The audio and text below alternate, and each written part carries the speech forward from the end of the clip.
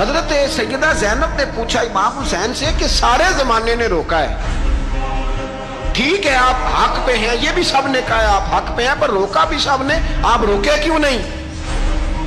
تو ابن کثیر اور ابن اسیر لکھتے ہیں کہ امام حسین رو پڑے، کہنے لگے بہن میں رک جاتا، پر میں نے رات کو نانا مصطفیٰ کو خواب میں دیکھا ہے۔ تو حضور نے فرمایا حسین اگر آج یہ رواج پڑ گیا نا یزید جیسے لوگوں کا تو قیامت تک پڑا رہے گا، پھر لوگ کہیں گے کوئی نکلا نہیں تھا تو ہمیں بھی نکلنا، پھر لوگ ظالموں کے سامنے گردنیں جھکانے کے عادی ہو جائیں گے۔ میں کہتا رہتا ہوں، کہہ رہا ہوں، کربلا کی جنگ کفر اسلام کی جنگ نہیں، کفر اسلام کی جنگ نہیں کربلا کی، کیونکہ یزید تو بڑا پکا نمازی تھا، خطبہ دیتا تھا وہ تو۔ جب امام حسین رضی اللہ تعالیٰ عنہ نے کربلا کے میدان میں جمعے کا دن تھا تو یزید کے سامنے کو بات کرنی شروع کی عمر بن سعد کے سامنے، تو عمر بن سعد کہنے لگا حسین زیادہ باتیں نہ کر، ہمارا جمعہ لیٹ ہو رہا ہے، جنگ کے لیے تیار ہو، فٹافٹ آ، اہل بیت نبوت کو قتل کریں گے اور قتل کے بعد پھر نماز پڑھیں گے اور پھر کہیں گے اللہم صلی علی محمد وعلی آل محمد، اسی نماز میں پھر درود بھی پڑھیں گے۔ یہ کیسا مرتبہ ہے، کیسا انداز ہے، دوستی قاتل سے بھی مقتول سے یارانہ بھی۔ امام حسین نے حر بن یزید امام حسین سے کہنے لگا مجھے حکم ہے آپ کو روکنے کا، آپ آگے نہیں جا سکتے۔ امام صاحب نے فرمایا وجہ زمین اللہ کی ہے، اس نے کہا آپ بیعت نہیں کر رہے، یزید کی حالات آپ کے حق میں درست نہیں ہے، آپ نہیں جائیں گے۔ امام روک گئے۔ ظہر کی نماز کا وقت ہوا تو حضرت علی اکبر امام حسین کے بڑے صاحبزادے انہوں نے اذان ظہر پڑھی تو حر بن یزید کے لشکر نے امام حسین کے پیچھے نماز ادا کی۔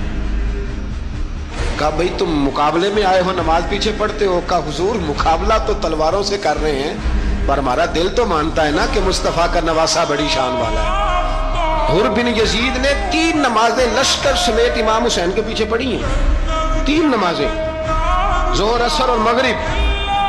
پھر امام حسین کے سامنے شرائط پیش کی کہ آپ کو یہاں گھیر لیا گیا ہے، یہاں آپ بیعت کریں گے، یہاں آپ جنگ کریں گے، 2 ہی باتیں۔ امام حسین نے فرمایا نہیں بھائی بیعت تو میں نہیں کرتا، اس کے علاوہ تم جو کہتے ہو میں کرنے کو تیار ہوں۔ اس نے خط لکھا، عبید اللہ ابن زیاد کو ایک بندہ دوڑایا پیچھے کوفے، چند میل پہ کوفہ تھا، کہا وہ نہیں مان رہے، کیا کرنا؟ تو حسین ابن علی ہے، میں زیادہ دیر انہیں روک بھی نہیں سکتا۔ انہوں نے پیغام دیا حر بن یزید کو کہ کرنا کچھ بھی نہیں، ان کا پانی بند کر دو، بلیک میل کرو، کھانا پانی نہیں ملے گا، چھوٹے چھوٹے بچے ہیں خود ہی مان جائیں گے۔